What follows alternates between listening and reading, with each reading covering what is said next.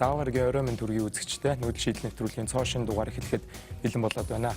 Энэ 7 хоногт бид бүхэн сошиал медиа хэрэгжилж буй хэрэглэгчдээс явуулсан санал асуулгын үр дүнд бид бүхэн зөрчлийн хуулийн талаар хэлцгээр болсон байгаа. Чухам яагаад энэ сэдвийг сонгож авсан талаар бяцхан сурвалжлага үзээд хэлэлцүүлэгдээ орцгоё.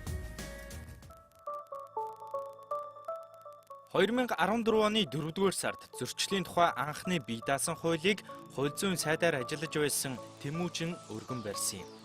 Гэвч хуулийг хэрэгжүүлэх боломжгүй гэж үзснээр 2015 оны 2-р сард хууль зүйн сайдаар ажиллаж байсан Дорилгожов шинжилсэн найруулгын төслийг өргөн барьсан. Тухайн үед улсын их хурлын чуулганаар хуулийн төслийг баталсан ч засгийн эрх солигдсноор 2016 оны 8-р сард хууль зүй дотоод хэргийн сайд Бямбцогт нэмэлт өөрчлөлт оруулж хэрэгжих хугацааг хойшлуулсан мэлээ.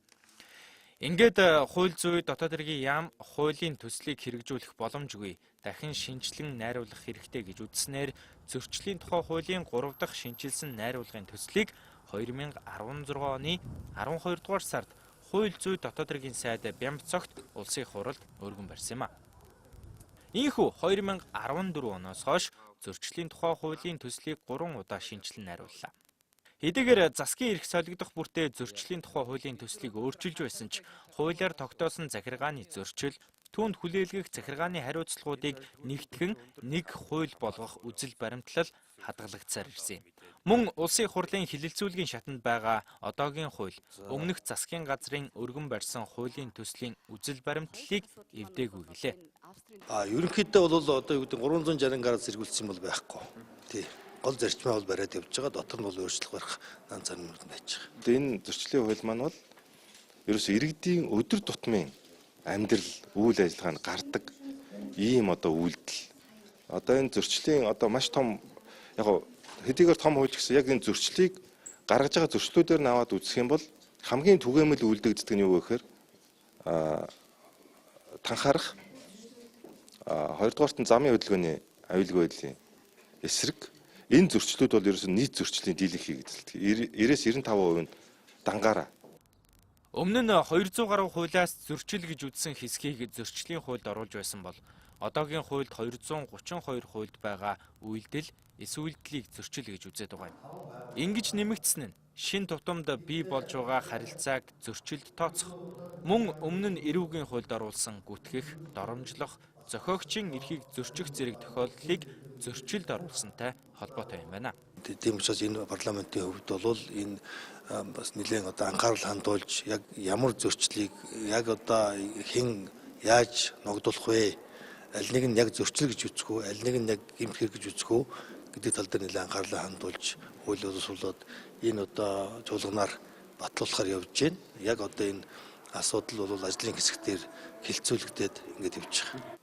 Шууд одоо тэдэнд өрөө торгоно. Тэрнээс тэдээс тэд гэдэг ингээд ийм том интервалтай тавьчихаар энэ маань нөгөө хууль сахиулж байгаа байгууллагатай бол нэлээд төвхтэй.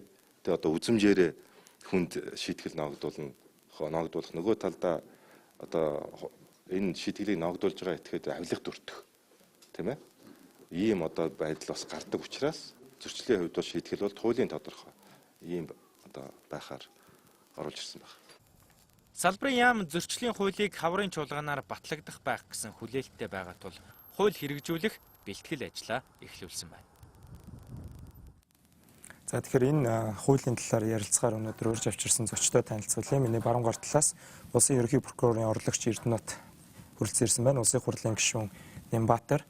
За хууль зүйн дотоод хэргийн яамны хууль зүйн бодлогын газрын дарга сайн зориг хүрэлцэн ирсэн бол миний зүүн гар тал цагдаагийн ерөнхий газрын нийтийн хэв журам хамгаалах газрын ахлах мэрэгжилтэн цагдаагийн дэд хурамда жамп цэрэн хүрэлцэн ирсэн байна. За улсын их хурлын гишүүн асан хуульч Тэмүүжин ирсэн байна. За мөн iTom CGM сайтын ерөнхий редактор сэтгүүлч Улс улднаар хүрэлцэн ирсэн та бүхэнд баярлалаа. Тэгэхээр уламжлалт ёсоор нүүдэл шийдэл нэвтрүүлэг өнгөрсөн баасан гарагаас эхлэн онлайн хэрэглэгчдээс GoGo CGM-тэй хамтран санал асуулга явуулсан байгаа. За та шинжилэн найруулсан зөрчлийн тухай хуулийн талаар хэр мэдээлэлтэй байна вэ гэдэг асуултыг асуухад за иргэдийн дийлэнх нь буюу хуулийн талаар ямар ч мэдээлэлгүй байна гэж 79% нь хариулсан байгаа бол за одоо мөрдөгдөж байгаа 232 хууль заасан зөрчлийг нэгтгэсэн цогцох хууль гэсэн сонголтыг 25 хүн буюу 15%, за хуулийг хэрэгжүүлж байгаа байгууллагуудад илүү хялбаршуулсан хууль гэж 4%, за зөрчилд оногдуулах мөнгөнд оргуулыг сонгох санкцгүйгээр тусгасны давуу талтай гэж 2% маань үзсэн байна. Тэгэхээр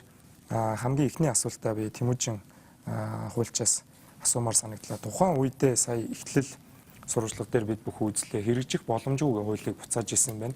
Тэр одоо ямар бүтцийн өөрчлөлт хийгдсэн юм уу? Хуулинд ямар өөрчлөлт оруулсан болохоор хэрэгжүүлэх боломжтой гэдэг энэ хаврын чуулганд орох яг хилцэх хуулийн жагсаалтанд орцсон явж байгаа юм бол та тэрэн дээр мэдээлэлтэй байгаа юм.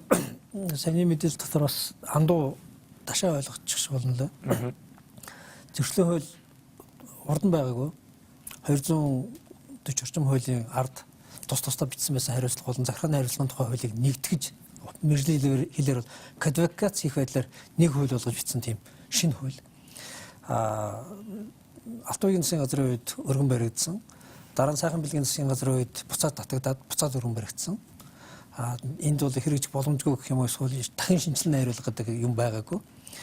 Сая харин засаг солигдсны дараа Монгол Ардын намын засгийн газрын зүгээс бол их хурл болон засгийн газрын зүгээс нь бол үйлчлэлийг нь төр хойшлуулад дахиад шинжилгээ найруулгалаар одоо оруулж ирж байна. Тэгэхээр нэг үйлчлэлж амжаагүй мөртлөө шинжилгээ найруулгалаар засагдж байгаа хуулиудын анхны тохиолдол. Тийм учраас шинжилгээ найруулгал нэг л удаа хийгдэх гэж байна. Гэтэ амьдрал нэг хэрэглэж хэрэгжүүлж эхлэхгээсэ гэсэн үг шүү. Зүгээр энэ хууль яагаад их чухал вэ гэхлээр биднээс одоо 3 маш олон зүйлийг ярьж байна. Тэгээ 3 зүйлийг би дурдъя. Нэгдүгээр өмнө нь ер нь бол иргэнийг юу хийвэл буруутай юм бэ гэж үзээд тэн дээр яавал шийтгэх юм, яавал одоо гэмт хэрэг гэж үзэж ял оноох юм гэдгийг ингэж наривчилсан нэг бодлогод оруулж ирч чадаагүйсэн. Үндсэндээ бол Монгол улсад үйлчилж байгаа 200 төрөв дурлаач 220-оос 40 орчим хуулиуд одоо шинээр араарсан дахин гараад байгаа. Энэ хуулиудын ард энэ хуулийг зөрчсөн бол иргэнийг тэг шийтгэнэ гэдэг нэг шийдвэр шууд биччихдэг. Тэр нь хууль зүйн яамаар хянагдахгүй энэ эрүүл мэндийн яам ч юм боловсролын яам ч юм тусдаа өргөн бариад хийждэг. Гэнэт ямар ч уялдаагүй, ямар ч төлөвлөлтгүй баг одоо нэг яамны мэрэгчлэлийн хувийн дур зоргоор ч юм уу эсвэл нэг улсын хурлын гишүүний хувийн санаачлагаар ч юм уу иргэдийг шийдэх хэмжээний одоо үйлдэлүүд бичигддэг байсан. Энийг шийдэхийн тулд юу болсон бэ гэхээр ямар ч байсан хууль зүйн яам бол энэ шийтгэл ял гэдэг энэ бодлогоо бол нэгдэж хууль зүйн яам хувьд барих хэрэгтэй юм байна. Иргэнийг ямар алдаагаар бол шийдэх юм, ямар алдаагаар бол одоо ялахын гэдгийг барихгүй бол талаар тараацсан байгаа энэ хуулиуд чи эцсийн дүндээ иргэн ухаалаг биш шийтгэлийн дунд ингэж өөрөө өртөх юм байна. Эхний нэг л үндэслэл нь энэ байсан. За баярлалаа. Нөгөө хоёр үндэслэлийн танаас бас эргээд яг та юу гэж харж байгаа гэдгийг бол сонирхон. Тэгэхээр засгийн газрын төлөөлөл одоо хууль зүйн дотоод хэргийн яамнаа сайн зориг дараагаас бол яг одоо хууль хийх явц аль шатандаа явж гин. За хаврын чуулган дээр хамгийн нэгдүгээр асуудлаар хилцэгдэнэ гэсэн тийм хүлээлт бол байгаад байдаг. За иргэдэд явуулсан санал суулгыг ер нь зөвхөн бид нар бол интернет орчинд асууж үзэх тийм болцоотой байгаа. За тэнд асуухад бол яг ямар заалтууд явж байгааг бол хүмүүс мэдэхгүй байх шиг байна. За батлагдаад гарвал энэ бол за шүлсэн хаяхаас эхлүүлээд оюуны өмчийн зөрчил гаргах гэдэг бүх төрлийн зөрчлийг хамруулсан өргөн хүрээний хууль, хуулийн төслийг бол уншиж үзэхэд бол нэлээд урт хууль байна л да. Тэгэхээр та процесс яг хаана явж байгааг бас танилцуулаач. За тэгээ үндсэндээ хэлэхэд сая Тэмүүжин сайдсан хэллээ. Тэгээ бас энэ хуулийн ач холбогдлын талаар би бас нэг 2 өгүүлбэр хэлчихэд процессын ялцлага хэлье гэж бодож байна. 1992 онд батлагдсан захиргааны хариуцлагын тухай хууль бас үндсэндээ одоо цаашдаа энэ одоо юу гэдэг хуулиар зөрчил гэж тооцсон хэм хэмжээгээр одоо юу гэдэг хариуцлага оногдуулах асуудлыг төрөлжүүлэн нэгтгэхэрэг гэсэн бас чиглэлийг ерөн тухайн үедээ хууль батлагдж байхдаа өгж ирсэн байдаг. Энэ асуудал маань 1992 оноос бас явсаар хагаад хууль зүйн дотоод хэргийн яам дээр бас 2006 оноос эхлээд бас ирчимдсэн байдаг. 12 оноос хойш бас энэ асуудлыг нэлээд агцтай буюу одоо юу гэдэг одоо 15 онд батлагдсан хуулийн хэмжээнд авчирсан байна. Гэхдээ энэ хуулийг бас хэрэгжүүлэх асуудал хойшлуулсны бас тодорхой шалтгаанууд байгаа. Гэхдээ бас одоо юу гэдэг техникийн голцоо одоо бас шалтгаанууд нэлээд авсан. Тодорхой одоо зөрчлүүдийг нэгтгэж багцсаж одоо томьёосноос болоод тухайн төр үйлдэлийг хид хідэн субъект шалгах үедээ давхардл зөрчлүүд үүсэж гисэн. Жишээ нь одоо архийг үйлдвэрлэх, импортлохыг тэгсэн бол гэд заасан байж байгаа. Үйлдвэрлэхдээ нь одоо улсын мэргэжлийн хэлтийн байцаагч байж хаад импорт болоо экспортын асуудал дээр гайлын байцаагч хяналт тавьж байгаа жишээ нь. Тэгэхээр энэ асуудлуудын харьяаллаас эхлээд тогтоох асуудлууд одоо маргаантай одоо юу гэдэг асуудлууд үүсэж байгаа учраас бас энэ зөрчлийн тухай хуулийн шинжилсэн хариулгыг бас оруулж ирсэн байж байгаа. Нөгөөдөөгөр бас энэ хуулийн бас түрүүн бас хэлж байна. Ач холбогдол бол маш өндөр байсан. Одоо жишээ нь эрүүл мэндийн захиргааны хариуцлагын тухай хууль дээр эрүүл мэндийн хууль тогтоомжийг зөрчих гэх зөрчил дээр зөвшөөрлгүйгээр эмчилгээ хийсэн бол 20,000 хүртэл төгрөгөөр торгоно гэж байж байгаа. Өөрөөр хэлбэл нэг төгрөгөөч торгох болцоо байж байгаа. Хэдийгээр захиргааны хариуцлагын тухай 100 төгрөгөөс иргэнийг торгож эхлэхнийг заасан хэдий ч хувь дөрөөр заагаагүй бол гэдэг нөхцлөөсөө болоод ийм байж байгаа. Тэгжиж л одоогийн батлагдсан эрүүл мэндийн тухай хуулиараа тухайн тэр иргэнийг одоо юу гэдэг хөлбөрийн үндэсний доод хэмжээг 5 дахин торгоно ч гэдэг юм. Ийм харилцаа адилгүй маш их алдаанууд байсан учраас энийг бол нэгтгэж төрөлжүүлэх нь зайлшгүй байна. Одоо бол хууль маань ямар шатанд байна вэхээр Улсын хурлын хууль зүйн байнгын орон дээр анхны хэлцүүлэг бэлтгэгдээд ажлын хэсгийн ахлагчаар Нямбатар гишүүн нэр бүхий гишүүд бол ажлын хэсэгт орсон. Бусад ажлын дэд хэсэгт нь одоо энэ салбарыг одоо хариуцсан бүхий л байгууллагын төлөөлөлд орж ажиллаж байна. За баярлалаа. Тэгэхээр Нямбатар гишүүн бас өмнө танилцуулга хийж байсан энэ хуулийн талаар. Тэгэхээр хууль зүйн яамнаас авсан танилцуулгыг харж байхад энэ шинжилсэн найруулга дээр ерөнхий 59 тусгай анги 647 заалт ба нийт 706 заалттай гэдэг энэ бол одоо маш том хууль байгаад байдаг. Тэгэхээр 6 гишүүн өргөн барьж байгаа гэдгийг сайн нэвтрүүлгийн өмнө танаас бас тодруулсан байгаа. Тэгэхээр иргэд болон одоо иргэний нийгмийн байгууллагууд, олон нийтийн байгууллагууд ажлын хэсэгт хэр сайн орж өгсөн байгаа вэ? Энэ одоо өргөн хэмжээний хууль нийгэмд нэлээд хилцүүлэг хийгдчихэж явахгүй бол гів гинт одоо цоошин торгуул, зөрчлийн торгуулууд бол одоо хүний амьдралын зохицуулалтууд хууль болоод хавраас эхлээд 6 сараас эхлээд хэрэгжээд эхлэхэд бол одоо нийгэм нь бэлэн байгаа гэж үзэж байна уу танай ажлын хэсэг? За юуны өмнө энэ зөрчлийн тухай хууль батлагдсан гарах гэж байгаа энэ үйл явц нь манай энэ хууль зүйн салбарт төрөлжүүлнэ гэтгсэн ийм том хууль гаргаж байгаа бас их анхны тохиолдол гэж бараг хэлж болно. Өөрөөр хэлбэл та бид бүгдийн өдөр тутмын амьдралдаа мөрдлөг болгодог 240 хууль тогтоомжоор хүлээсэн үүргээ биелүүлээгээс үүсэж байгаа тэр зөрчлүүдийг нэг хуульд нэгтгэж зохицуултаар оруулж ирж байгаа. Тэгэхээр энэ хуулиуд бол өнөөдрийг хүртэл нийгмийн харилцааг тохируулагч, зохицуулагч тэр чиг үүргээ гүйцэтгэж байгаа. Энэ харилцаанд бүх хүн оролцож явж байгаа. Түрүүн сайн зөрөг дарга хэлсэнчлэн хууль тогтоомжууд өөр хоорондоо зарим тохиолдолд зөрчилж байгаа. Энэ зөрчилдөөнийг арилгаж байгаа. Торгуул шийтгэлийнхээ хувьд нэгдсэн ийм одоо дэглэмд орж ирж байгаа. За энэ харилцаанд хүн болгон оролцох энэ эрх үүргээ одоо энэ дээр дурц 240 хуулиар одоо бол зохицуулаад явж байгаа учраас энэ хууль хэрэгцснээр нийгмийн амьдралд тийм хүнд асуудал үүсэх тал баг гарахгүй байх гэж бодож байгаа. Зөвхөн бид сайн талыг нь ярих хэрэгтэй. Зөрчлийн тухай хууль батлагдсанаар 27 байгууллагын эрх буй албан тушаалтнууд зөрчлийн тухай хуулиар хариуцлага хүлээлгэнэ. Нийтдээ нэг 600 орчим төрлийн зөрчилд хариуцлага хүлээлгэнэ. За зөрчлийн тухай хууль хэрэгжиж эхэлснээр их хурлаар батлагдсан гарч байгаа хууль тогтоомжууд өөр хоорондоо зөрчилддөг, давхарддаг, эрх хэмжээг хэвтрүүлдэг энэ зохицуулт алга болно. Би нэг жишээ хэлье. Татврын тухай хууль төрийн хяналт шалгалтын тухай хуулиас давсан эрх мэдэлтэйгээр татврын харилцаанд оролцогчдын эрх зүйн байдалд халдж байгаа.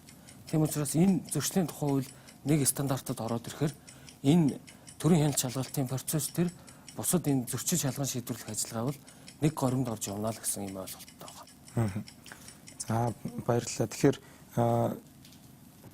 ерөнхий прокурорын газрын хяналтын прокурор Оюн болдын хийсэн бас танилцуулгыг манай редакц сонирхож үзэхэд бол гадаадад бас гэмт хэрэг зөрчил хоёрыг бол криминологдоо ингээд доктор Ханс Гросс 1906 оноос хойш ингээд ялгаснаар олон ус бас хэрэглэж ирсэн байт юм байна. За зарим нэг гэмт үйлдэлийг одоо зөрчил рүү оруулна гэхээр за эрх мэдэлтэй хүмүүс одоо авилга болон ашиг сонирхлын зөрчлийн одоо гэмт үйлдэлүүдэд зөрчил рүү оруулаад бас мултрах гэдэг нь гэдэг хардлага бол нийгэмд бол үүсэж байгаа. Тэгэхээр яг авилгалтай холбоотой заалтуудын зөрчил дээр хэр уялдаж орж ирж байгаа вэ? Танай байгууллагын зүгээс та юу гэж харж байна? За яг ер нь энэ зөрчлийн тухай хууль гаргаж байгаагийн чинь нэг чухал зорилго нь өөрөө энэ хууль дэдлэх ёсыг л жинхэнэ утгаар нь болох гэдэг юм шүү дээ. Ялангуяа зөрчил гаргасан хүн тэр зөрчилтөнд хариуцлага тооцохгүй яваад ахаар дамжирж явсаар бол гэмт хэрэгтэй болчихдог. Тэгээ бид бол ингээд гинт нэг модны хулгайтай, гинт нэг хүчирхийлэгчтэй, гинт нэг авилгачтай л болчихдог. Тэгэл тэрийг их ноцтой жигшиж хатуу чанга цэрлүүлэл гэдэг ийм шаардлага тавьдаг ус болчихлоо л доо. Тэр эхнээсээ замын хөдөлгөөний дүрмийг ягштал мөрддөг ус хууль дэдлэх ёс хэр сайн төлөвс нь харагддаг гэж үг юм. Эхнээсээ ингээд ялангуяа жижиг зөрчлийг л хязгаарлаж хянаж зохицуулснараа бид нар цаашаа ностой гэмт хэрэгтэй нүр тулаад авахгүй болох юм байгаа. Тэгээ яг таны саяны асуудагч нь яг үүн рүү чиглэж байна. Үнэхээр одоо авилгын зөрчил гэдэг бол их хэмжээний авилга авахаас эхлүүлээд наан нь хөрөнгө орлогын мэдүүлгийн хугацаанд нь бөглөөд өчөхгүй байхаас эхлээд явдаг зүйл. Тэгээ энэ авилгын зөрчлүүдийг бид мөн л одоо энэ зөрчлийн тухай хуульд тусгаад явж байгаа. Цаашдаа ч одоо ажлын хэсэг дээр нэмээд авилгын зөрчил, жижиг зөрчлүүд ямар зөрчлүүд байх вэ гэдгийг хуульд нэмж тусах ажил хийгдэх байх. Тэгээд ингээд зөрчил нь хууль тогтоомж дүрм журам стандартыг биелүүлэхгүй байхад ямар хариуцлага хүлээх вэ гэдгийг яриад хэлэхэд энэ дээр бүртгэл хяналтын тогтолцоо бүрдээд ингээд цаашаага энийг даваад гарсан хүмүүс гэмт хэрэгтэн болдог. Үндсэндээ үндэсний хариуцлагын тогтолцоо үүгээр бий болно. Таны саяны асуусан асуулт нь тийм ээ.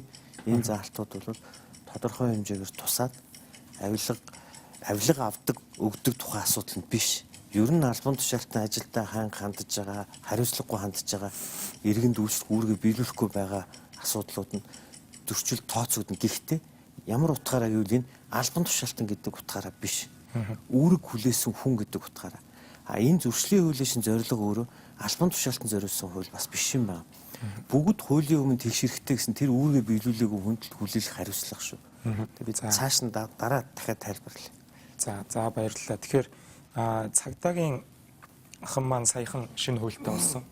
За энэ дараагийн эрүүгийн хууль болон зөрчлийн хуулийн хилцүүлгүүд явж байгаа. Сая ёсорхож одоо хүлээж авсан хуулийг бол цагдаагийн их сурвалжуудтай ярихад бол их амар болгосон. За цагдаагийн яг энэ 27 байгууллага гэж хэлж байгаа боловч иргэдэд бол яг амьдрал дээр шаардлага тавиад торгох, зөрчил үйлдсэн хүмүүс торгуул тавих нь бол мэдээж хэрэг цагдаагийн бие бүрэлдэхүүн яг газар дээр нь ажиллаж таардаг энэ хуулийг хамгийн хэрэглэх хүмүүс байх. Тэгэхээр зөрчлийн хуулийн дээр цагдаагийн байгууллагаас ямар саналууд энэ шинжилсэн найруулга дээр оруулсан бэ? Энэ хууль таны ажлыг илүү амарчлна гэж үзэж байна уу? Эсвэл бас хэрэглэхэд эрүүгийн хууль болон зарим нэг хуультай юм давхартлууд үүсэж байгаа харагдаж байгаа үед танай байгууллагын байр суурь. За цагдаагийн байгууллагын хувьд бол үндсэндээ Монгол улсад бүртгэгдэж байгаа нийт захиргааны зөрчлийн бараг 90 гаруй хувь нь 96-7% ч юм уу цагдаагийн байгууллагын аль багштай цаг зөрчлийг хянан шийдвэрлэх эрх үе аль багштай шийдвэрлэж явж байгаа. Тэгэхээр бол мэдээж хэрэг нийгэмдэр одоо гол энэ хуулийг хэрэгжүүлж байгаа субъект бол цагдаагийн байгууллагын эрх үе аль багштай.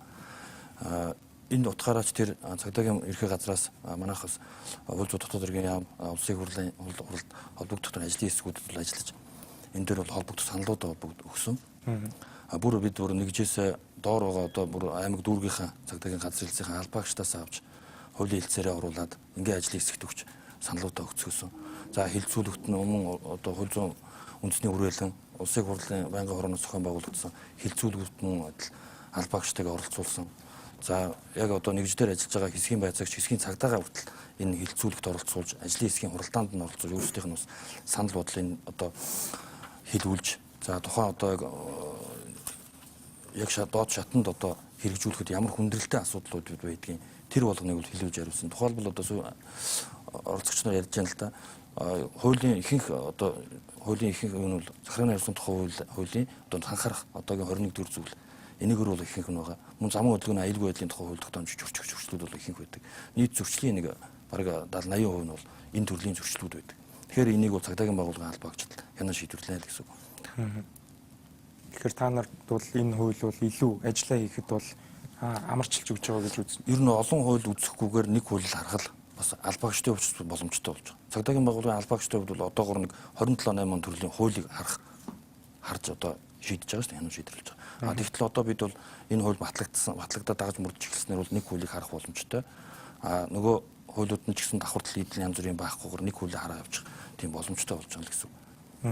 За баярлалаа. Тэгэхээр улс орон сэтгүүлчээс арай илүү хэвлэл талтай, хэвлэлийн эрхчлөө талтай асуумаар санагдлаа. За өнгөрсөн парламент бол одоо энэ парламентийн үед бас хууль хийх явцад хэвлэлийн эрхчлөөнд одоо ямар нэгэн байдлаар цензур тавьсан ч юм уу, хориг тавьсан заалтууд бол ингээд өөр салбарын хуулийн дотор суугаад явчаад байгаа. Тэгэхээр зөрчлийн хуулийн дээр бас Twitter хэрэглэгчд бол нэлээд эмзэглэж ийсэн. За энэгээр бол Twitter-ээр шүүмжлэл бичсэн хүн дээр бол зөрчил гэж үсээ торгуул тавиад явах нэ. Ингээд одоо олон ургалж үзэл бодол гарах, шүүмжлэл хийх, за шүглдэх авилга илчлэх, гэмт үйлдэлийг илчлэх энэ процессыг бол энэ хуулиар бас илүү дарахна гэсэн тийм шүүмжлүүд бол их явсан. Яг хилцүүлэгдээд явж байгаа. Тэгэхээр чиний зүгээс тиймэрхүү заалт олж харсан юм байгаа юу? Хилцүүлгүүдийг одоо сүүлийн хилцүүлгүүд дээр очиж сонсож байхад. Юуны өмнө өнгөрсөн одоо хүчин төгөлдөр мөрдөж байгаа үед 92 оны эрэг үйлд байсан гүтгэх доромжлох гэдэг заалтыг одоо зөрчил рүү оруулаад ирсэн байгаа. Зөрчил рүү гүтгэх гэдэг гэмт хэрэг оруулаад ирсэн. Миний хувьд өөрийн байр суурийг бол гүтгэхийг би гэмт хэрэг гэж боддог. Яагаад гэвэл хүний нэр төр гэдэг бол бүхнээс ихэндээ дарин хүнээрээ тогс өдөө гэж гэдэг. Харин хэрэг хэн шийдвэрлэх ч юм одоо энэ зөрчил шалгах энэ ажиллагаан дээр илүү анхаарч нэрийн зохицуулах хэрэгтэй юм уу гэж боддээ.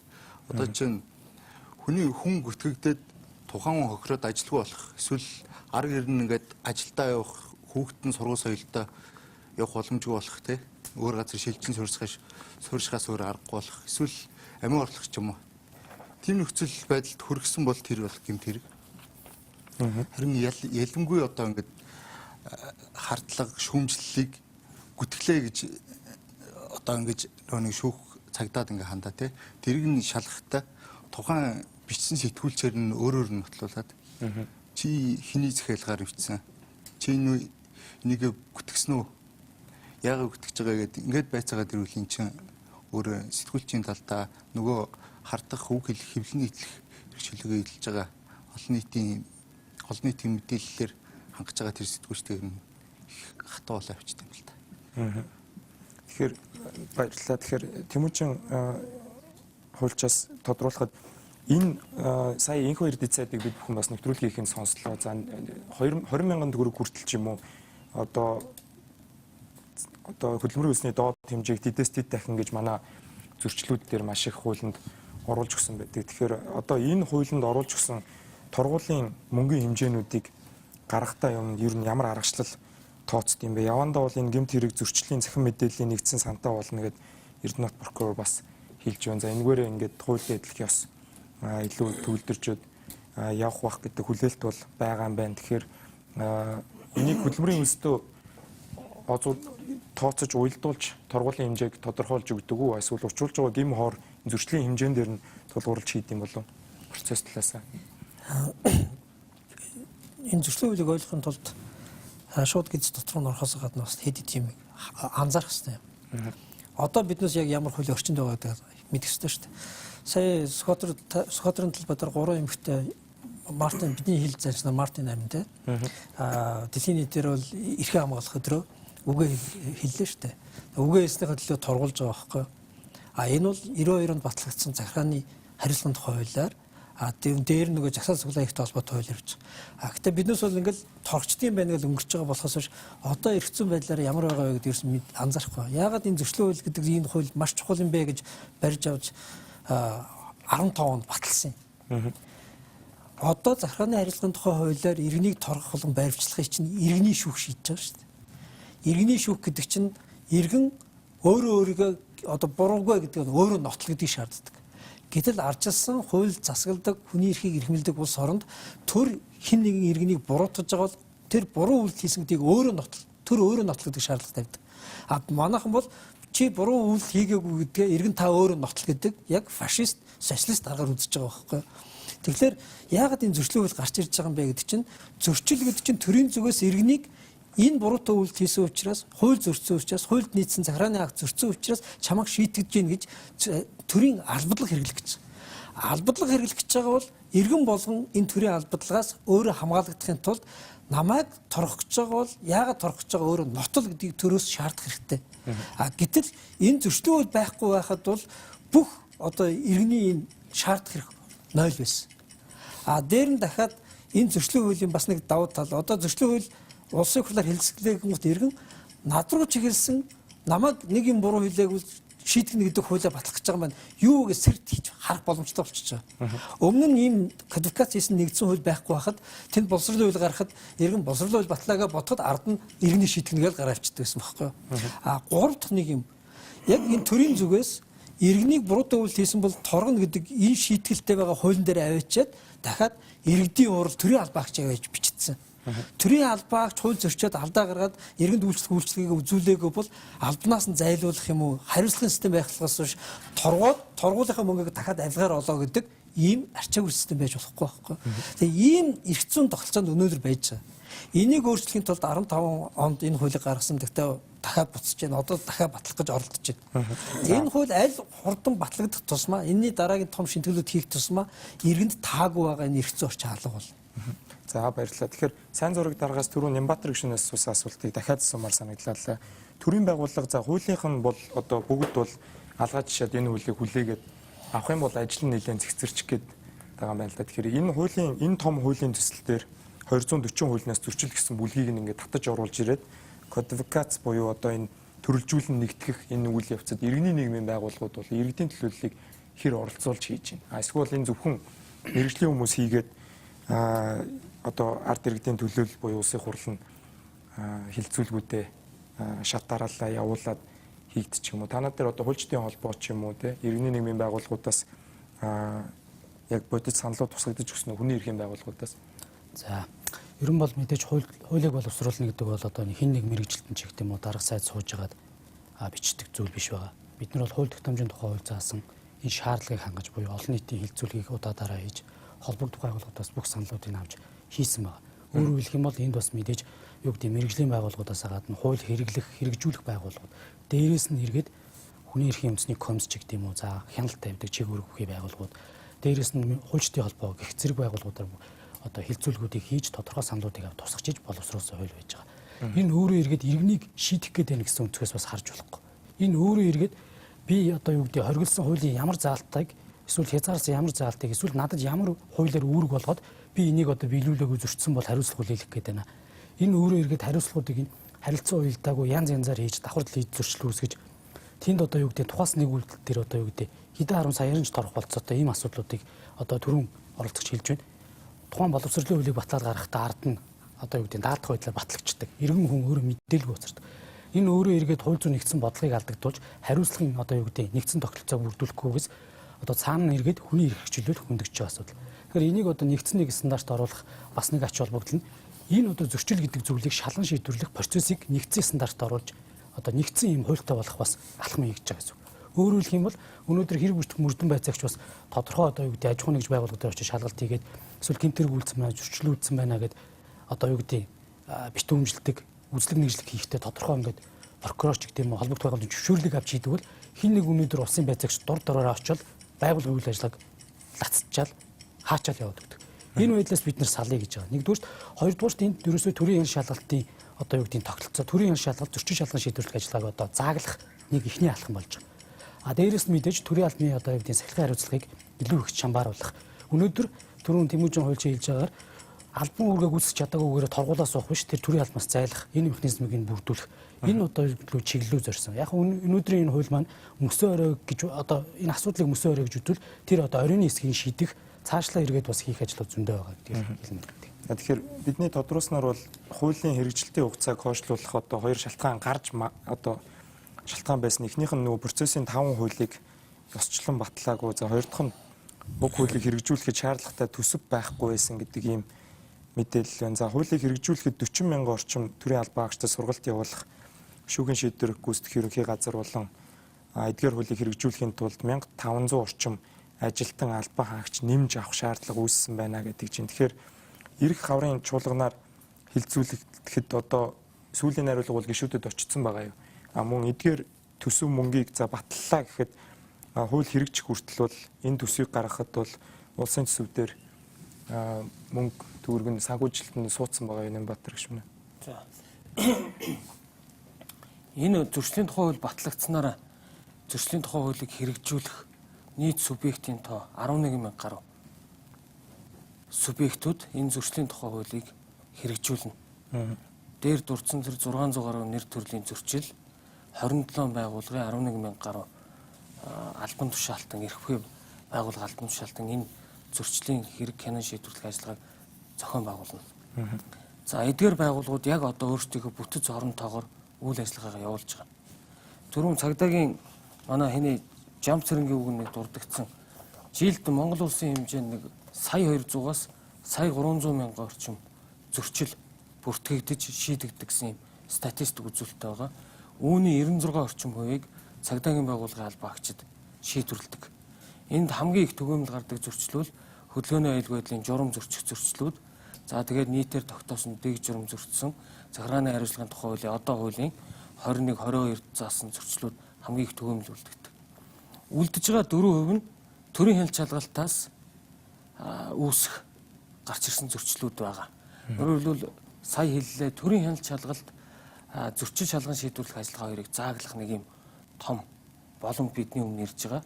Дээр нь бүх батлагдж байгаа хуулиуд маань өөрөө бие даасан хууль тогтоом зөрчигчдүүд хүлээлгэх хариуцлага гэдгийг салбарын хуулиараа данхаалгахын боломжийг хомж өгч байгаа. Зүгээр энэ захиргааны хариуцлагын тухай хуулийн энэ орчин бол бүр анхны үүсэл нь бол 1990-ад оноос өмнө бол ардын хурлын тэргүүлэгчдийн 111, 112 дугаар тогтоолуудаар нийгмийн дэг журам зөрчигчдод хариуцлага хүлээлгдэг байсан. 93 он захиргааны хариуцлагын тухай хууль гарснаас хойш бие даасан хуультай болсон. Энтэй зэрэгцээ салбарын хуулиуд маань зөрчил гаргагчдад хүлээлгэх хууль тогтоомжууд өөр дээрээ тээж явсаар байгаа өнөөдөр ингээд замбрааг болон хуулийн зохицуулт болчиход байгаа. Зөв шууд хэлэхдээ өнөөдөр энэ эрх зүй төрийг төлөвшүүлэх эрх зүйн шинтгэл гэдэг маань зарим тал руугаа нөгөө эрх зүйн нийгмийн харилцааг зохицуулах тэр чадварыг алдагдуулж одоо гүн хордлогонд орох энэ үе шатанд явж байгаа. Энээс бас сэргийлэх нэг юм алхам болж байгаа гэдгийг бас хэлье. За Эрдэнэт прокуророос илүү практиктай ойрхон одоо хэрэгжүүлэхэд гарч болцшгүй хүндрэл ингээ бодоод байна л да. Бид одоо өнгөрсөн жил зам тээврийн аюулгүй байдлын шинэ хуультай болсон. За жолооч нар оноотой болоод бүгд бүсээ зүүдэг боллоо. За жолооч нар илүү хариуцлагаж чинь мөнгөнд оргуул нэмэгдсэн.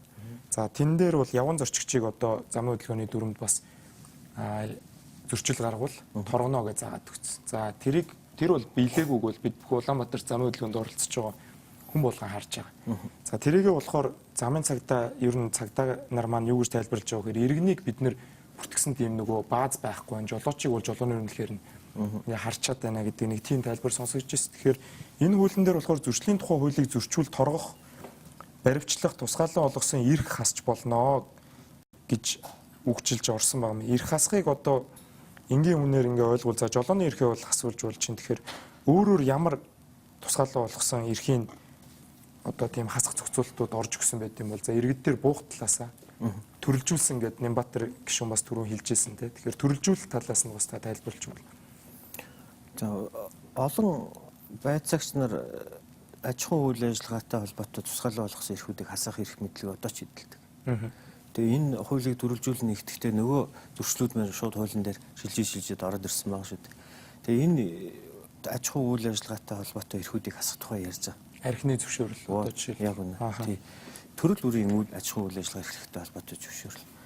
Тэгээд энэ маань хууль хэрэгжихэд мэдээж хүндрэл биш. Би тэгээд төрөөчийнхаа яриаг нэг тавчхан дуусгах. Ер нь бол хариуцлага 3 янзаар яригддаг.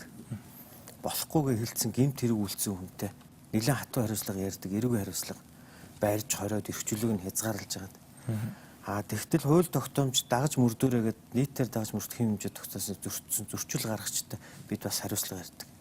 Тэрнтэй бол бид нар шалгалтаа хийгээд ямар хууль зөрчсөн гэдгийг тогтоогоод тэгээ хариуцлага тооцсон. Энэ маань одоо энэ зөрчлийн хууль. Торгуул. Тийм. Одоо энэ торгуул. Тэгээ энэ зөрчил маань өөрөө нийлээд тийм субъектив шинж багтаа учраас төлөөний тодорхой санкц ярьж байгаа. За гурав дахь нь би түрүүн хариулж амжаагүй. Төрийн албан агчтай бас хариуцлага ярих ёстой. Гэхдээ энэ хариуцлага өөрөөр яригдана. Чи иргэн дүүрсг үүргээ биелүүлээг бол ажилдаа тэнцэх үү? Чи энэ албан тушаал дээр байх уу? Ажлаасаа чөлөөлөгдөх үү гэдгийг ярь. Тэгээ түрүүн Тэмүжин гişүүд тэр хүнтэй торгуул ярих бол утгагүй байхгүй. Албан хаагчтай торгуул ярих биш ажлаас нь халах чөлөөлөх бууруулах тухай ярих хэрэгтэй. Тэгээ энэ 3 янзын хариуцлагыг 3 систем болгож задлаад зөрчлийн хууль явууч. Хуулийн хэрэгжилтэн дээр бол зөндөө асуудал гарна. Одоо яг ярьж чинь 90% нь замын хөдөлгөөний дүрм зөрчигч жижиг танхаа байна гэдэг байна да.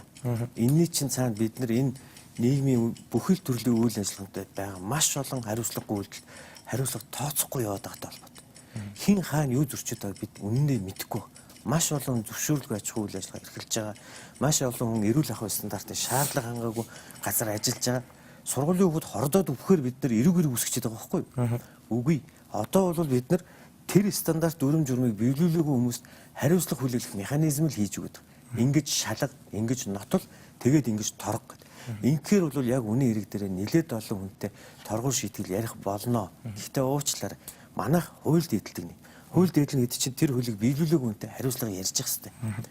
За баярлалаа. Тэгэхээр хуулийн төслийг бол уншиж үзэхэд бол одоо жижиг иргэдийн одоо хотод амьдардаг иргэдийн бол нэлээх бухимддаг одоо шүлсэн хаях ч юм уу.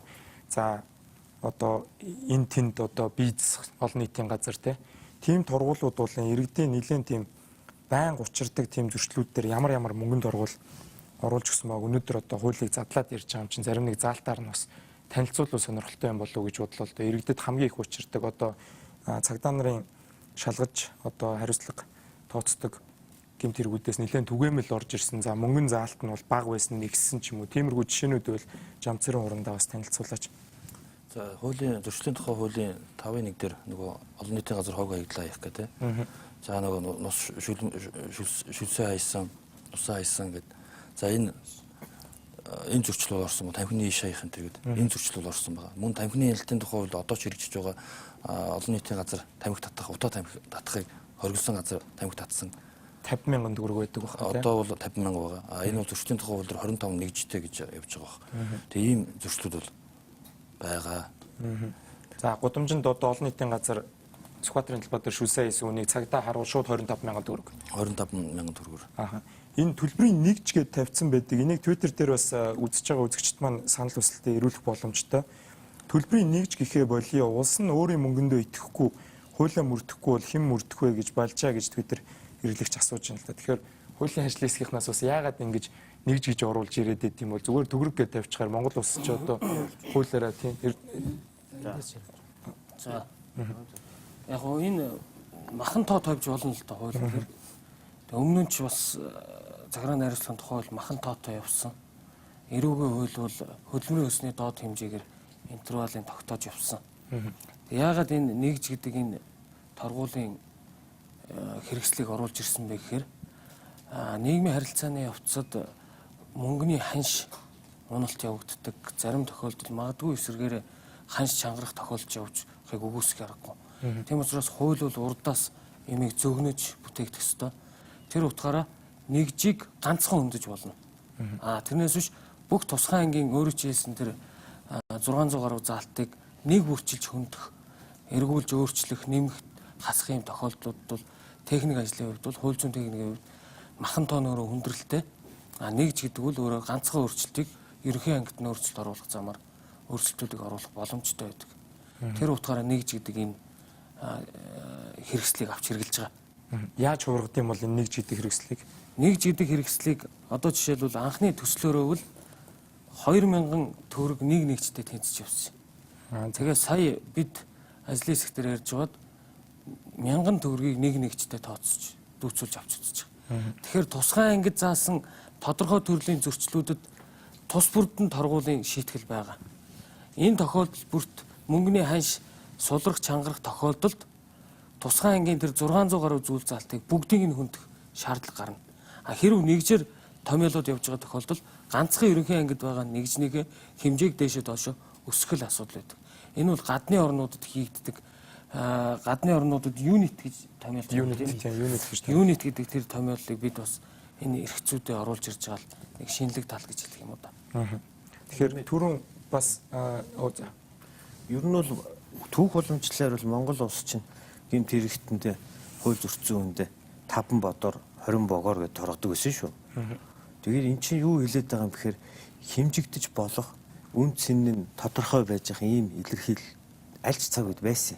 Тэгээд тэрнийг л одоо орчин цагийн хэлээр тийм ээ торгуулийн нэгж гэдэг ийм нэр томьёо болгож оруулж ирж байгаа. Одоо эрүүгийн хуулийн дээр ашиглаж байгаа хөдөлмөрийн хөлсний доод хэмжээч гэдэг юм уу бас нөгөө өөр хэмжигдэхүүнийг тавьчихаар одоо жишээ нь үйлдвэрчний засгийн газартаа маргаж байгаа хөдөлмөрийн хөлсний доод хэмжээг нэмждэг. Тэр нь хөдөлмөр хийж байгаа хүмүүсийн цалин урамшуул нэмэгдэж байгаа боловч нөгөө талд огт хүнлэн тэнд биж байгаа хүмүүсийг торгуулыг нэмчихэж байгаа байхгүй. Тэгэхээр энэ өөрөө засгийн газар юм уу улсын хурлаас тогтоогдохгүй бүр өөр газараас тогтоогдож байгаа хэмжүүр хүртэл орж ирчээд байна шүү дээ.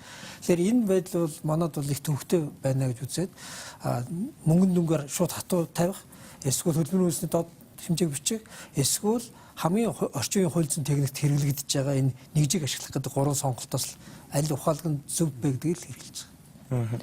Тэгэхээр түрүүн би яг энэ хууль батлагдаад хэрэгжээд эхлүүл ямар шүү хэмжээний төсөв мөнгө орох вэ гэдгийг бас Нямбатар гүшнээс сонирхсон. Тэгэхээр Тэмүүжин хуульчаас анх та бүхэн яг хийж үзэж байхад манад хууль хийхдээ хуулийн эдийн засгийн яг хэрэгжээд эхлэхээр улсын орлого яаж нэмэгдэх юм? Өнгөрсөн жилийн замын хөдөлгөөний торгуулууд одоо өндөр болоод эхлэнгүүт одоо үнэмлэхгүй явж байгаа хүн бол шууд одоо 40 мянган төгрөгөөр торгуулаад хэлсэн байх жишээтэй. За тэр бол хөдөлмөрийн үндэсний ингээ бараг 4.1 орчим. Тэгээд замын цагдаа нар одоо хуулиа хэрэгжүүлэх ихний сарын аянгаа хийхэд бол засгийн газрыг орлогоо нэмэх гэж одоо ийм арга алхмууд хийж гинэ гэдэг шүүмжлэл бол зарим редакц бичсэн тийм. Тэгэхээр яг энэ хууль бол одоо 240 зөрчлийг нэгтгэхэд энэ кодтой болоод зөрчлийн кодтой болоод гараад ирэхээр шууд хүнээс ингээ 25 мянган төгрөг цагдаа нар маань илүү амар торгоод эхлэхээр орлого нэмэгдэнэ гэсэн тооцоол байгаа юу? Эдийн засгийн тооцоолоо яаж хийж үзсэн? Сая өөрөө ч асуултанд бол хоёр эдийн засгийн тооцоог асуучлаа. За. Нэгдүгээрт нь бол энэ хуулийг хэрэгжүүлэхэд төсвөөс хэдийн ирийн зарал гарах тухай асуух шиг боллоо. Хоёрт нь хууль хэрэгжих явцдаа ингээ иргэдийн харьмаа руу хэр зэрэг их орох юм бэ гэдэг асуулт асуучлаа шүү дээ. Хоёр тустай байх. Энэ хуулиудыг кодификац хийж байгаа учраас одоо ч гэсэн үйлчилж байгаа өөр өөрийнхөө хуулийн ардл үйлчилж байгаа залтууд шүү дээ. Тийм учраас нэгэнтгээд кодификац хийж байгаа учраас энэ хуулийг хэрэгжүүлэхтэй холбоотой бол улсын төсөвт ямар нэгэн нэмэлт ачаал байхгүй. Яг гэвэл одоо байгаа захиргааны нөөц, одоо байгаа арга хэрэгсэл, одоо байгаа ажлын процессыг явж гин гэсэн үг шүү дээ. Зөвхөн процессын хуулиудыг хийх явцад процесс шинжлэгдсэнтэй холбоотой тодорхой зардал гарахыг үүсэхгүй. Тэр бол зөрчлийн хуультай холбоогүй. Энэ тус дараагийн хуультай холбоотой. Энэ зөрчлийн хуулийг хийх одоо нэмэлт өөрчлөлтөд би торгуулиуд тэр зэрэг яаж орж ирснийг сайн мэдэхгүй байна. 15 онд батлагдсан хуулиараа бол тухайн хуулиуд дээр байгаа тоон дүнгээс нэмэхгүй гэдэг байдлаар зарчмаар бичсэн юм. Одоо чинь боловсролын хууль дээр тэдийг торно гэж байж байгаа бол тэрийг нэмэхгүйгээр энэ хууль руу зүгээр кодификац хийж оруулж ирж байгаа.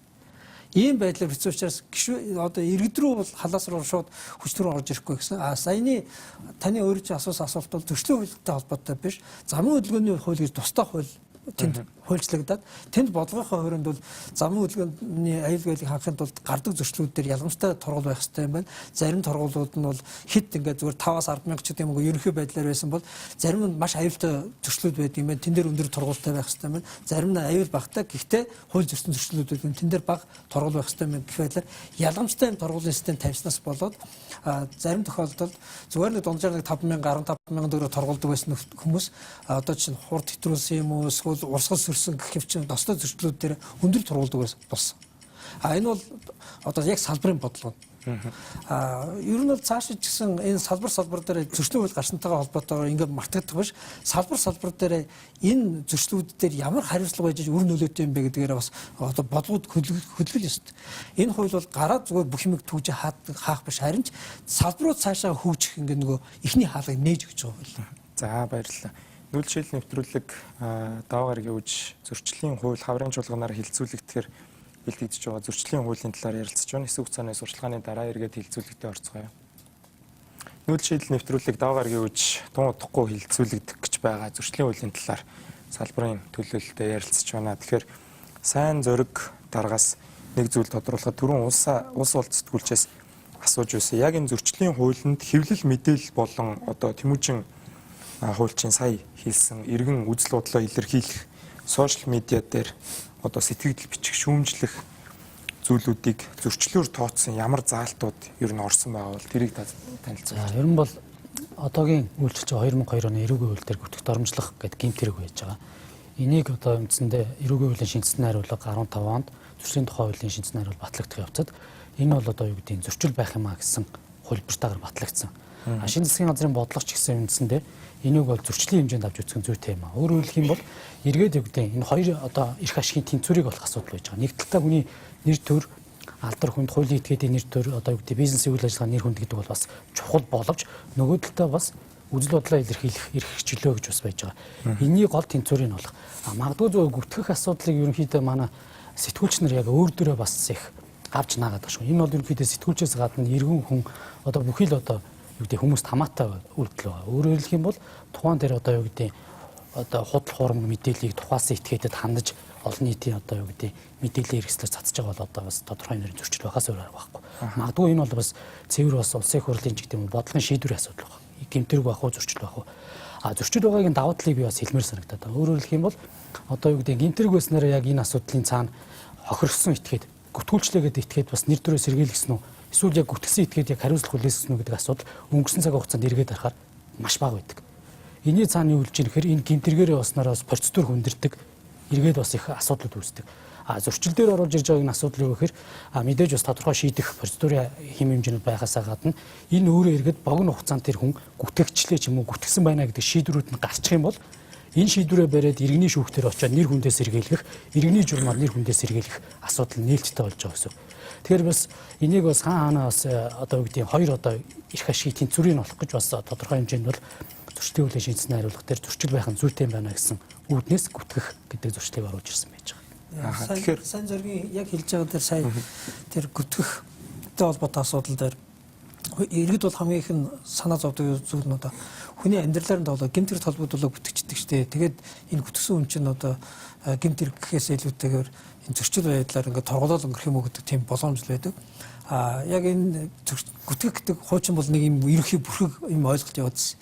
Сая бол эрүүгийн хууль болон зөрчлийн хуулийн эрийг салгаж тавихтаа юу гэсэн гэхээр эрүүгийн хуулийн дээр нь болохоор одоо худал мэдүүлэх гэж гэмтэрэг толбогдуулж бүтгэж гин гэдэг чинь шүүхэд юм уу хааны газар тэгээ энэ хүн дэгсэн гэдгээ албажуулж байгаа гэсэн үг байхгүй.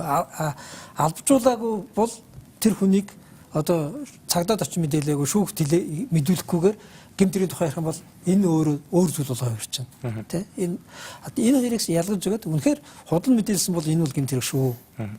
Харин энэ гүтгэхтэй холбоотой асуудлаар яг сайн зэрэг саяны хэлсэн хамгийн чухал зүйл дээ. Бус улс орнуудад яаж хийж байгаа гэхээр гүтгүүлсэн хүн хамгийн түрүүнд тэр гүтгсэн гэдэг зүйлээс болоо хохирсоо төлөвлөх гэж л зорддог.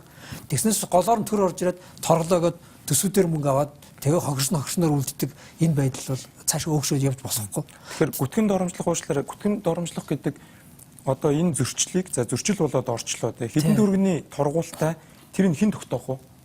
Төрийн байгууллага тогтоох уу? Одоо хуулиар торгуул энэ зөрчлийн хууль чинь өөрөө хамгийн онцлог нь маш тодорхой торгуулын тогтолцоо тэл шүү дээ. Гүтгсэн байх юм бол тэдэн нэгжээр торгох тэгэл болоо. Тэдэн нэгж гэдэг чинь тэдэн нэгжээр торгож байгаа мөнгийг бол төр авчиж шүү дээ. Гүтгүүлсэн хүн тэр мөнгө ирэхгүй. Харин гин буруутай гэдэг нь өөрөө тодорхойлогдож байгаа учраас эрүүгийн шүүхээр 3 удаа заалдаж явах тухай биш. Одоо тэрийг нь бариад иргэний шүүгт очиод энэ хүн намайг гүтгэсэн байна. Надад тэдний хэмжээний төгрөгөөр хохирд учирсан байна. Би энэ хүнээс 5 сая төгрөгөө нэгч гэнэ үү, хэдэн төгрөгөө нэгч гэнэ. Өөрөө нь отолж чадж байгаа бол тэр мөнгөө нэх боломж нэгчж байгаа байхгүй. Эрүүгийн хуульд явж байхад нэг том зовлон байсан. Тэрний юу гэхээр хүнийг гэмтэрх хэрэг хийсэн гэж нотлохын тулд маш удаан хугацаанд маш их ажиллагаа шаарддаг. Тэр 3 шатны шүүхээр явна дахиад ингээ боо юм боход тэр хүртэл нөгөө гүтгүүлсэн гэдэг хүн өөрөө яг гүтгүүлсэн хэсгээ хизээч сэргээгдэж хамгаалж чадахгүй байдаг байхгүй. Зөрчлийн хэмжээнд үнэлнэ гэдэг нь өөрөө их түргэн хугацаанд богино хугацаанд асуудлыг шийдэж хүнийг одоо эрхийг нь сэргээх боломжтой болж байна гэж. Сайн зөрөг дараа хідэн төгрөгийн нэгжийн тургуултай. Яг зөрчлөлтөр бол материалын хэмжээ тусгасан процессор хин яаж шийдэх вэ гэдэг асуудал юм. Үндсэндээ бол одоо юу гэдэг яг шийдэл бол байгаа. Цагдаагийн байгууллага шалгаад шүүхээр шийдвэрлүүлэхээр процессын хууль дээр яригдчихэж байгаа. Торгуулийн хэмжээний хувьд бол үндсэндээ шууд мөнгө нүгээр би дүүцүүлээд хэлээд үгүй. Иргэнийг бол 2 сая төгрөгөөр, хуулийн этгээдийг 20 сая төгрөгөөр торгохоор байж байгаа. Өөрөө энэний дараа яг гүтгүүлчлээ гэсэн этгээд бол энэний цаашаа аваад нэр төрөө сэргийлгэх, нэр төрөө хідээр үнэлж ийн иргэний шугамар одоо нэр төрөө үнэлж сэргийлэх асуудал нь нээлттэйгээр байдлаар зохицуулж орж ирсэн. Гэхдээ бас ажлын хэсгээр бас тодорхой одоо маргаан мэтгэлцээнүүд явж байгаа. Энэ асуудал дээр бас мэдээж үгдийн тал талын олон талын байр суурьуд илэрхийлэгдэж байдаг. Энэ бол яг эрүүгээс салгаж байгаа юм шиг мөртлөө Монгол улсын яг дундаж цалин өрхийн орлоготой тооцоод үзэхэд бол маш өндөр дүнгээр торох юм шиг харагдаж байна л да. Энийг эрүүдээр оруулахаараа манайх бол хүний эрхийн олон улсад өгсөн бүх амлалтуудаасаа ухраад нөө хэвлэлийн эрхчлөлөө бусад бүх юмараа хошгоо ухарчаад жилдээ нэг нүд дээр очиж одоо бид нар чинь хүний эрхийн байгууллагуудтайгаа зөв одоо хариулдаг шүү дээ тийм ээ. Би зүгээр энэ дэр нэг 2 юм хэлье. Тэмүүжин хуульч хас арай өөр байр суурьтай. Энэ зөрчлийн тухай хуулийн өөрийнх нь үзэл баримтлал уг нь бол захирааны нийтээр тогтоосон журмуудыг зөрчсөн зөрчлүүдийг нэгтгэн кодификац хийсэн ойлголт. Гүтгэх гэдэг үл ямар нэгэн тийм журмаар зохицуулдаг ойлголт биш. Хүний үндсэн хуулийн заасан нэр төр алдар хүнд ажил хэргийн нэр хүндэд халдж байгаа энэ ойлголтыг одоо ингээд анханасаа л томьёолол зөрчлийн юм дээр оруулаад ирсэн байгаа. Нямбатрын хэлсэн дээр нэг юм зөрчлийн хуулийг нэг концепцийг Нямбатар их дутуу ойлгож байна. Зөрчлийн хуулийн эхний нэгдүгээр зүйл дээр ч маш тодорхой бичсэн байдаг. Тэрний юу вэ гэхээр хуульд нийцсэн захирааны хэмжээг зөрчсөн гэж хэлж байгаа. Хууль гэдэг чинь өөрөө одоо жинхэнэ хүний эрхийг хамгаалж байгаа гол хэсэг шүү дээ. Тэгэхээр хүний эрхийг хамгаалж байгаа тэр хуулийг зөрчсөн үйлдэлүүдийн тухай энд ярьж байгаа. Гэмтрийн тухай биш. Тэгэхгүй зөвхөн захирааны хэмжээгээр тодорхойлсон зүйлийг зөрчил болдог гэж андуурч байгаа бол энэ хуулийн бараг одоо мөн чанар болж байгаа нэг 50% нь ген гэсэн үг байхгүй юу? Хоёрт нь бол манай улсад нэгдээ орсон болон манай улсад хүний эрхийн байгууллагуудаас шаардсан түрүү лавга хөтлөгч гэсэн хэллээ. Маш олон шаардлагаар танаад гүтэх гэдэг эрүүгийн хуулийн зүйл залтаараа хүний үзэл бодлоо илэрхийлэх, шүүгүүлүүлэх, тэр дундаа нийтийн албан тушаалтнуудыг шүмжлэх үйл явцыг гол хааж боодог хэрэгсэл нь болжээ. Шүмжлэснийхээ төлөө, шүүгүүлүүлснийхээ төлөө гүтгсэн гэдгээр шүүхэд дуудагдаж, шалгагддаг энэ процесс чинь арчлыг чинь одоо мөн чанар агуулгыг үгүй хийж байна гэж. Тэгэхээр бид одоо энэ дээр болгох хувьд дэмжлэх хэрэгтэй. Гэмт хэрэг толбогдуулж гэж яриад байгаа худал мэдүүлэхийг тусан салгаж аваад дахиад нэг салгаж авсан сонгуулийн үеэр, сонгуулийн кампанид ажиллах үеэр одоо кампанилж зорилготойгоор захиалгаар гүтгдэг тий. Тэр асуудлыг нь тусан салгаад тэрнээс бусдыг нь бол яасан бэ гэхээр зөрчил рүү оруулж ирсэн. Зөрчил рүү оруулж ирж байгааг нь цаад философиор юу байсан бэ гэхээр энэ гүтгэх гэдэг энэ асуудал дээр чинь гүтгсэн хоёр хүний дунд маргаан явж байхад голоос нь төр орж ирээд нэг бол яллаад нэг бол торгоод байгаа өөрөө бас цохимжгүй байна. Гол нь гүтгүүлсэн хүн хохирлол барагдуулах гэдэг. Гүтгсэн хүн энэ хүнээсээ уучлалт гуйгаад хохирлыг барагдуулаад тэр эдийн засгийн төлбөр тооцоо хийдэг юм яадаг ийм юм явахгүй бол төрд 2 сая төгрөг төлөөд зогсчих. Эсвэл 2 жил шоронд суугаа явчихад гүтгүүлсэн хүн юугаач авч чадахгүй. Тэгэхээр интернет хэрэглэгчдээс ирсэн нэг сонирхолтой асуулт ирж байна. За төгрөгийн нэгжээр тэмдэгт нэгжээр торгох гэтэл мөнгөгүйгээд гэдийгэд байгаа хүнийг яаж төлөвлөх вэ? Дүүцгүй залбтан хөдөлмөр эрхлүүлэх заалт энэ хуульд орж ирсэн үү гэж Эрдэнэт прокурор сонирхоод өгөө. Орсон. Одоо бол бүр баримтлах шийтгэл болж өршөлт. Зөрчлийн хуулиараа.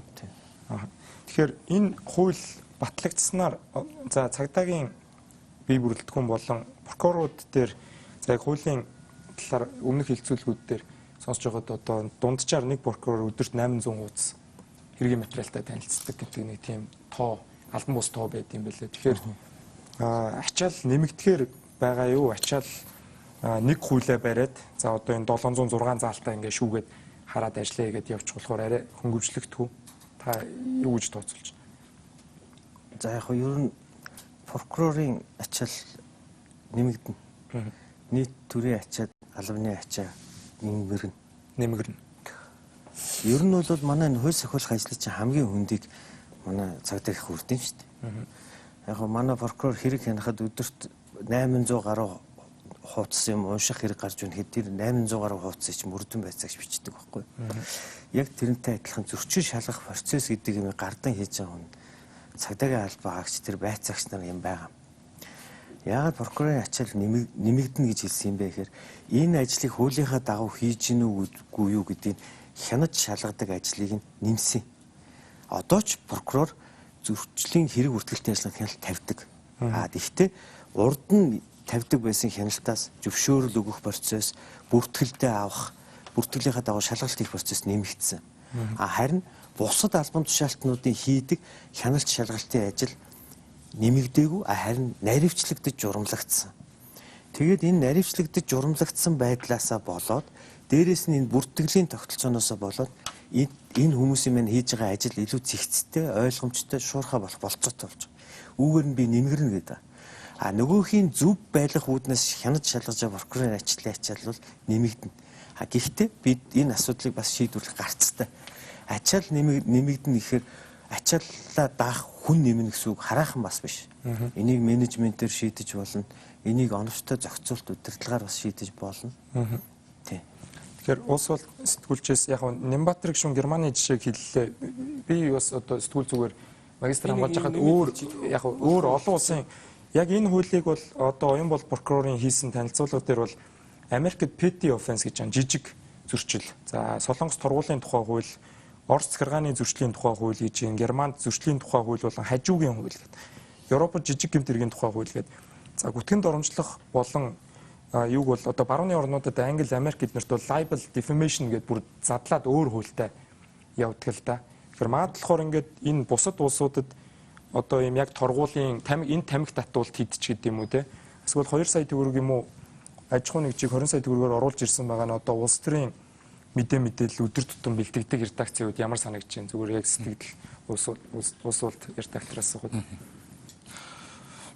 За би нэг юмны тухай дэлгэрүүлээ ярьчих. Нөгөө манайх одоо Монголын хуульчтай холбоо гэдэг байгууллага байгуулагдсан шүү дээ. Одоо хуульч прокурор өмгөөлөгч хүүхч энэ төр гэдэг. Эдгээр ингээд тоон дотор ярьж байгаа тооныхоо асуудал ингээд яриа шийдчихдэг. Ёс зүйн мэргэжлийн хороотой. Энэ шиг манай хэвлэл мэдээллийн салбар дотроо хэвлэл мэдээллийн зөвлөгөө байгууллагатай болцоо.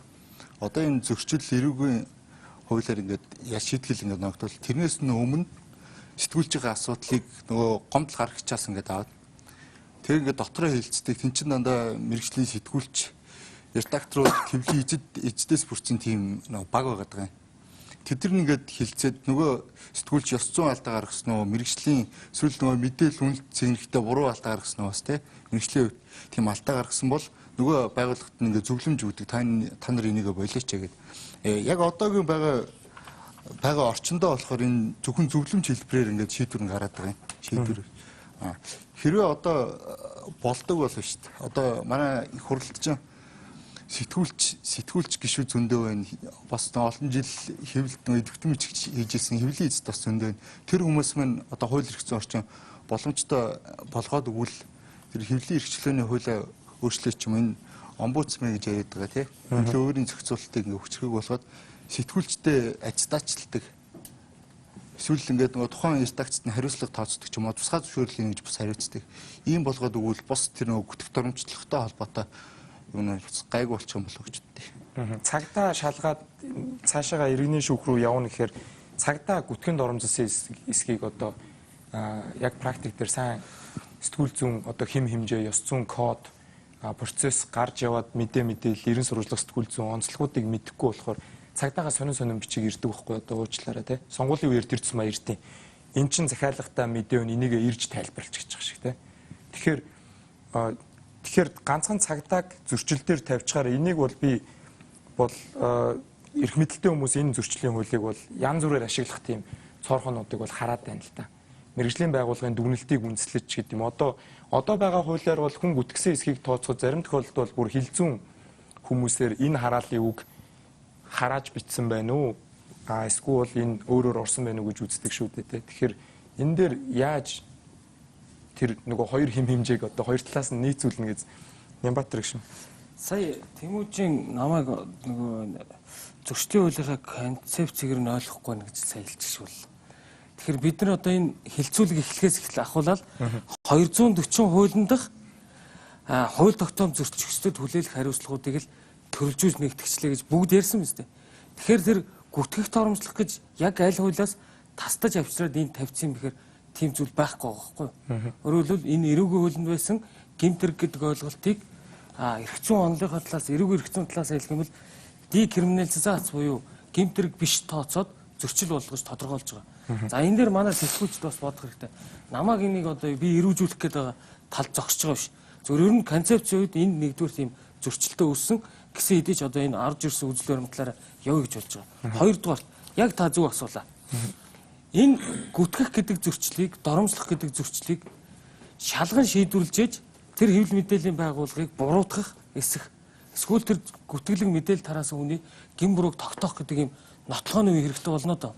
Тэнгүүд энэ концепц үзэл баримтлал зөрчилтнөөс шалтгаалаад зөрчлийн хэрэг шалган шийдвэрлэх тухай хууль дээр нийтлэг журмаар зөрчил шалган шийдвэрлэх процесстэй яг энэ хэдэн төрлийн зөрчлүүд уялдаж өгөхгүй байгаамаа.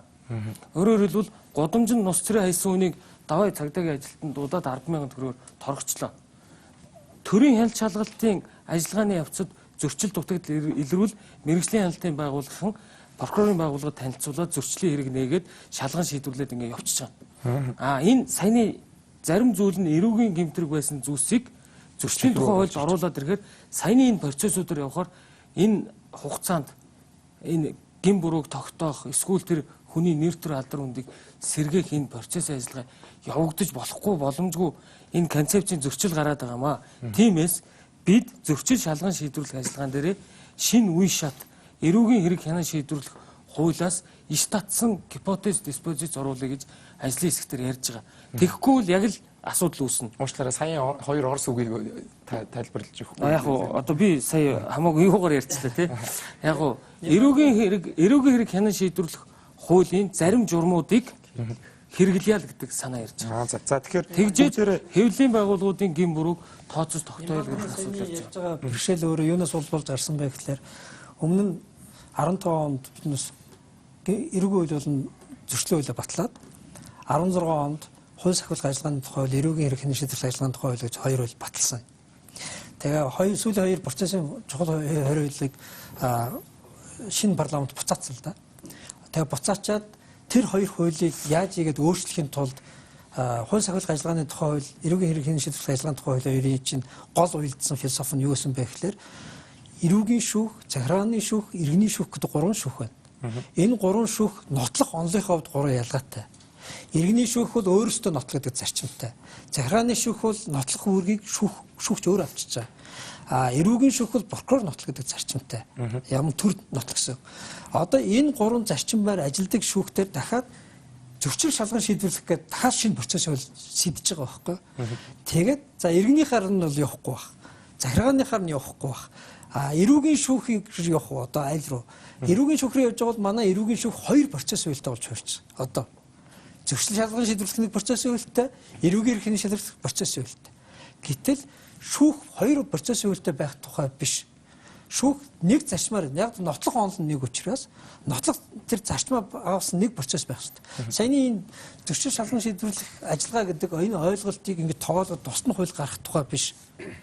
Харин хамгийн одоо асуудалтай байсан хууль сахиулах ажиллагааныхаа процессыг наривчилж хуульчлаад хууль сахиулах ажиллагааныхаа процессыг наривчилж хуульсныхаа тэнд яг хүчирхийлдэг, албадлах хэрэгэлдэг, биеийн хүч, зэвсэг хэрэгэлдэг тэр асуудал. Эсвэл яг энэ одоо энэ тодорхой гин буруутаа мөрдөн шалгаж байгаа юм шигээр нээлрүүлдэг, шалгаж тогтоодог энэ системээ энэ процессороо бичих ёстой байтал тэр процессоос салгаж тусны хууль зохиосноо тэн дотор зөрчил гараад ирэхээр нөгөө хуулиа татаж буцааж авчир наах гэж оролдож байгаа байхгүй. За баярлалаа Тэмүүжин. Энэ бол үнэхээр хуулийн философи бол их сонирхолтой байна. Гэхдээ одоо яг энэгээрээ чуулган руу байнгын ороо руу ингээ орцсон байгаа болохоор түрүүн Эрдэнэбат прокурорын хэлсэн зүйл бол манай үзэгчдэд илүү сонирхолтой байж магадгүй гэж сүүлийн бас одоо 10 хүрэхгүй минутыг та бүхнээс сонирхмоор байгаа зүйл нь төрийн албан хаагч дээр зөрчлийн хууль яаж шийтгэл болж ирэх юм. Одоо энд байгаа танилцуулгууд дээр бол төрийн албаны тухай хууль тогтоомжийн дагуу сахилгын шийтгэл оногдуулна гэдэг. За дараа нь бол бусад үед үйлдсэн зөрчилд хууль заасан нийтлэг журмаар шийтгэл оногдуулна гэдэг. Энэ бол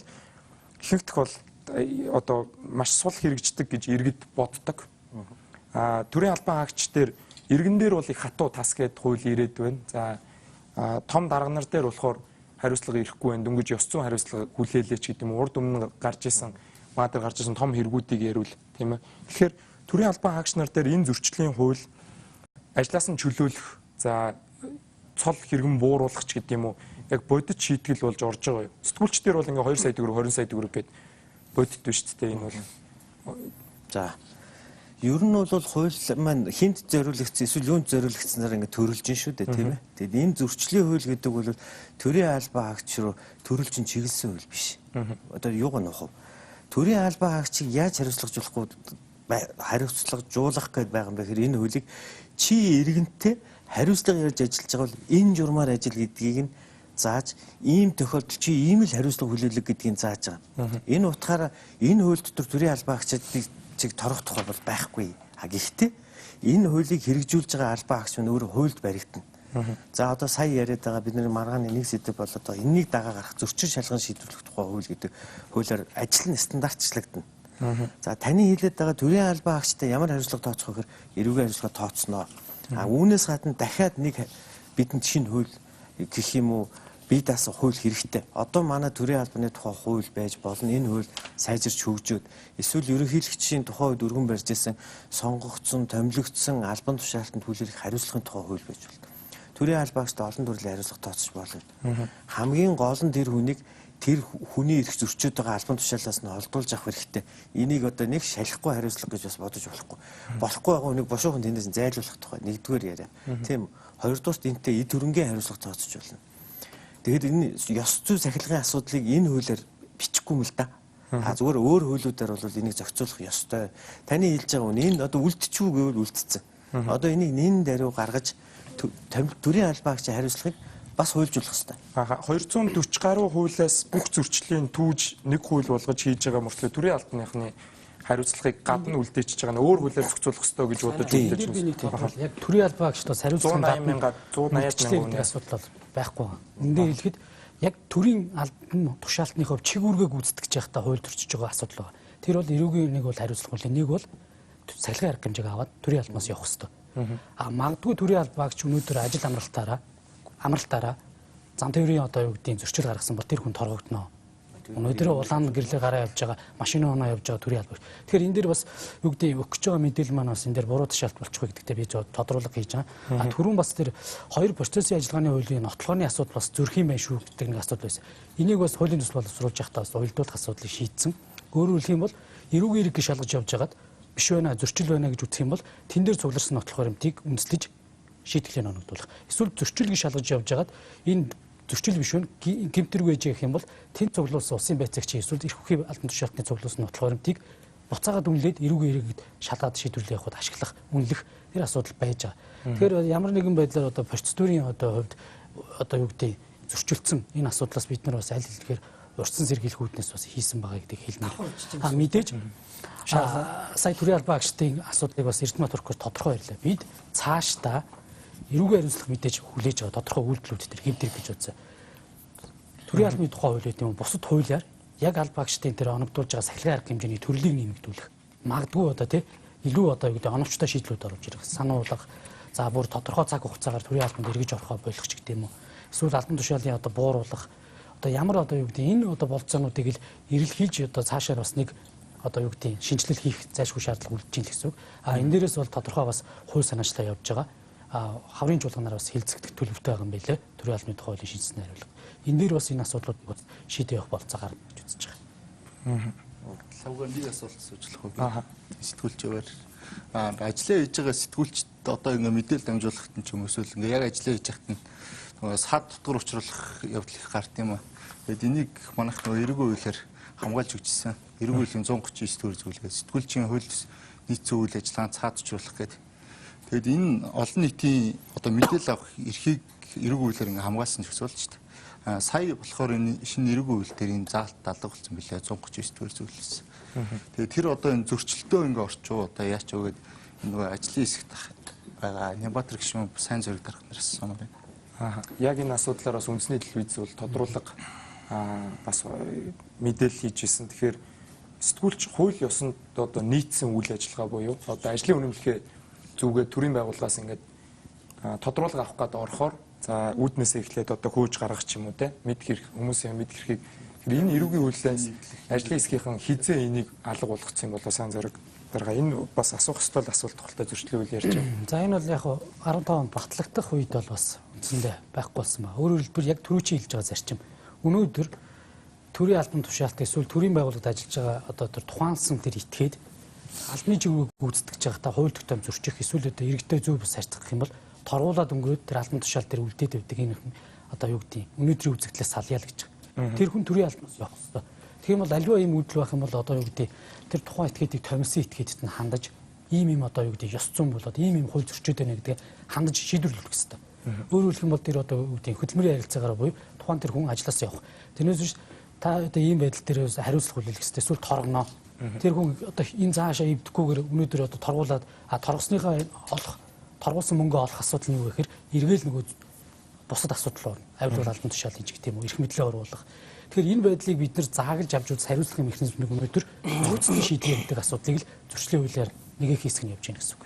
За баярлалаа. Тэгэхээр нэвтрүүлгийн маань хугацаа дуусч байна. Бид бүхэн нэвтрүүлгийг эхлэхэд Google цэгийн дээр явуулсан санал асуулга дахин танилцуулъя. За нэвтрүүлэг төгсгөд одоо мөрдөгдөж байгаа та шинжилэн хариулсан зөрчлийн тухай хуулийн талаар хэр мэдээлэлтэй байна вэ гэдэг асуулгыг явуулахад Google цэгийн дээр хариулсан онлайн хэрэглэгчдээс за 79% нь бол хуулийн талаар ямар ч мэдээлэлгүй байна гэсэн хариултыг өгсөн байна. За хоёрдугаарт 15% нь бол одоо мөрдөгдөж байгаа 232 хууль заасан зөрчлийг нэгтгэсэн цогцгуулаа гэж хариулсан байна. Тэгэхээр за хуулийн ажлын хэсгийнхэн бол олон нийтийг бас илүү оролцуулахгүй бол энэ нь бол шууд олон нийтээр хэрэгжиж эхлэх хугацаанд нэлээд энэ хаврын чуулганаар хилцүүлэгдэх магадaltaй хуулийн зүйлүүдийн нэг болохоор өнөөдрийн нэвтрүүлгээр үзэгч та бүхэн ч гэсэн бас зарим нэг мэдээллийг хуулийн концепц болон ямар зүйлийг зөрчил гэж авч үзэх талаар багч гэсэн мэдээлэл авсан бахаа гэж найдаж байна. Нүүдэл шийдэл нэвтрүүлэг эх 7 хоногт шинэ сэдвээр үзэгч та бүхэнтэй уулзсан хүрэлцэн ирсэн та бүхэнд маш их баярлалаа.